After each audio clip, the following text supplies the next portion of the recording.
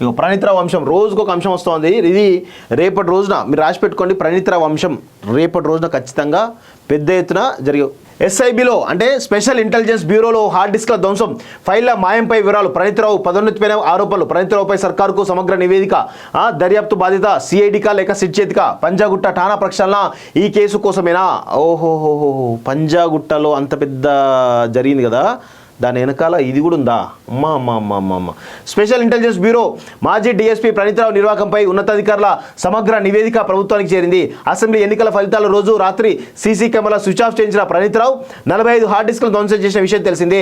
దాంతోపాటు కీలక ఫైళ్లను అతను మాయం చేసిన అధికారులు భావిస్తున్నారు. రాజకీయంగా అత్యంత సున్నితమైన అంశం కావడంతో ఇప్పుడు ప్రభుత్వం ఇచ్చే ఆదేశాల మేరకు ఉన్నతాధికారులు కేసు దర్యాప్తులో ముందుకు వెళ్లనున్నట్లు తెలుస్తోంది. కుట్రలు ముందే గుర్తించి అసెంబ్లీ ఎన్నికల ఫలితాలు రాగానే ప్రభుత్వం అప్రమత్తమైనట్టు తెలుస్తోంది.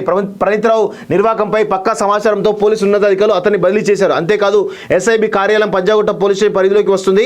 ఈ ఘటనపై సమగ్ర దర్యాప్తులకు ప్రభుత్వ ఆదేశాలు జారీ అయితే తొలుత కేసు నమోదు చేయాల్సింది పంజాగుట్ట పోలీసులే. ఈ క్రమంలోని ప్రభుత్వం చరిత్రలో కనివిని ఎరగని రీతిలో ఇటీవల పంజాగుట్ట ఠాణా మొత్తాన్ని ప్రక్షాళన చేసింది. హోంగార్డు మొదలు ఎస్హెచ్ఓ వరకు అందరినీ బదిలీ చేసింది. నిజానికి నగరం నడిబొడ్డున ఉండే పంజాగుట్ట ఠాణా అత్యంత కీలకమైనది. ఏ ఠాణాలో లేని విధంగా ఇక్కడ భారీ స్థాయిలో ఎస్ఐల సంఖ్య ఉంటుంది. ఈ ఠాణాలో చీమ చిటుక్కుమన్న గత సర్కారు పెద్దలకు తెలిసిపోతుందని అధికారులు గుర్తించారు. ప్రణీత్రావు కేసును వెలికితీసే క్రమంలోనే ఠాణా మొత్తాన్ని ప్రక్షాళన చేసినట్లు స్పష్టమవుతుంది. పోలీస్ శాఖలో కూడా ఇప్పుడు ఇదే చర్చనీయాంశంగా ఉంది.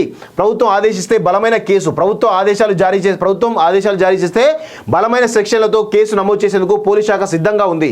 ఎలాంటి అనుమతి లేకుండా అప్పటి వివక్ష నేతల ఫోన్ల ట్యాపింగ్ కు సంబంధించి ఇండియన్ టెలిగ్రాఫ్ యాక్ట్లో చట్టాల కింద కేసు నమోదు చేయనున్నారు. అంతేకాదు రహస్య సమాచార సేకరణ, వ్యక్తిగత వివరాల తస్కరణ, హార్డ్ డిస్క్లు నాశనం చేసినందుకు ప్రభుత్వ ఆస్తుల ధ్వంసంతో పాటు కుట్ర, విధుల దుర్వినియోగం, ఇతర క్రిమినల్ కేసులకు నమోదు చేసే అవకాశాలున్నాయని న్యాయ నిపుణులు చెబుతున్నారు. ఇక కేసు నమోదయ్యాక ప్రణీత్రావును విచారిస్తే ఈ తతంగం వెనుక ఉన్న పెద్దలెవరు అనే వివరాలు బయటపడతాయని అధికారులు భావిస్తున్నారు. ఇప్పటికే ఓ ఉన్నతాధికారి ప్రమేయం ఉన్నట్లు ప్రాథమిక అంచనాకు వచ్చారు. డీజీపీ ప్రణీత్రావును సస్పెండ్ చేస్తూ ఇచ్చిన ఉత్తర్వులో అనుమతి లేకుండా ఆయన జిల్లా హెడ్ క్వార్టర్ దాటి వెళ్ళడానికి వీల్లేదని ఆదేశించారు. దీన్ని బట్టి ఒక్కసారి ప్రభుత్వం నుంచి ఆదేశాలు రాగానే పోలీస్ శాఖ రంగంలోకి దిగుతుందని స్పష్టమవుతుంది.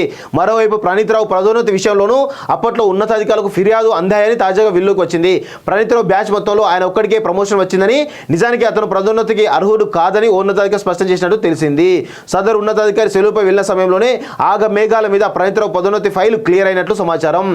సిఐడికా సిట్కా ఈ రెండిట్లో ఏదో ఒక దానికి ఇచ్చేటువంటి అవకాశం అయితే కనబడుతున్నట్టు మనకైతే తెలుస్తోంది. రాసి పెట్టుకోండి మిత్రులారా. ఈ యొక్క కేసులో చాలా పెద్ద, ఇది చిన్న కేసు అని అందరూ అనుకున్న ప్రణీత్రావు కేసు, ఇది చాలా పెద్ద కేసు. సంతోష్ రావు లాంటి వాళ్ళు దీనిలో పెద్ద ఎత్తున ఇరుక్కునే అవకాశం కనబడుతూ ఉంది. ఎందుకంటే అటు టానిక్ విషయంలో సంతోష్ రావు ఇరుక్కుంటున్నాడు, ఇటు ఈ యొక్క ప్రణీత్రావు అంశం ఏదైతే హార్డ్ డిస్క్ల ధ్వంసం ఏదైతుందో, ఫోన్ ట్యాపింగ్ అంశం పైన కూడా ప్రణీత్రావు అంశం ఏదైతుందో దీనివల్ల సంతోష్ రావుని పెద్ద ఎత్తున కార్నర్ చేస్తున్నట్లు మనకైతే తెలుస్తోంది. ఎందుకంటే కేసీఆర్ ఆత్మ ఎవరండి? సంతోష్ రావే కదా. ఒకవేళ సంతోష్ రావును కనుక అరెస్ట్ చేస్తే కేసీఆర్ ఏ విధంగా డిగ్రేడ్ అవుతుందో ఒక్కసారి అర్థం చేసుకోండి. డిమోటివేట్ అవ్వడం కానీ చాలా రకాల అంశాలు కానీ ఇవన్నీ ప్రస్తావనకు వస్తాయి. వాస్తవంగా కేసీఆర్కు ఇది కోలుకోలేని దెబ్బ.